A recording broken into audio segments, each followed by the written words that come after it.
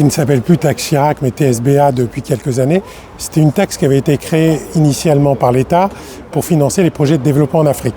Entre-temps, l'État qui a besoin d'argent l'a récupéré pour son budget et on a appris de façon très surprenante dans la nuit de samedi à dimanche que l'État avait proposé un amendement dans le cadre du projet de loi de finances actuellement en discussion au Parlement pour augmenter cette taxe de façon très importante pour contribuer au rééquilibrage du budget de l'État. Pour donner un exemple, aujourd'hui, quand vous achetez un billet de Nice pour aller vers une destination soit en France, soit en Europe, vous payez au titre de cette taxe 2,60 € sur votre prix du billet. Demain, ça devrait passer à 9,50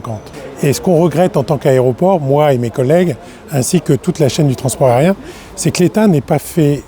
une discussion avant, mesurer l'impact de telles mesures sur le prix du billet d'avion pour des territoires comme les nôtres qui sont enclavés et pour lesquels l'avion est le seul moyen de transport possible pour rejoindre soit une ville en France, soit en Europe. C'est un très mauvais signal parce que c'est une taxe qui ne concerne que la France et donc en termes de compétitivité, vous imaginez quand Cannes ou Nice se battent pour organiser un congrès à Nice, à Cannes ou ailleurs, eh bien on part lesté dans nos chaussures par des taxes qui n'existent qu'en France. C'est la première fois qu'on a un tel niveau d'augmentation, encore plus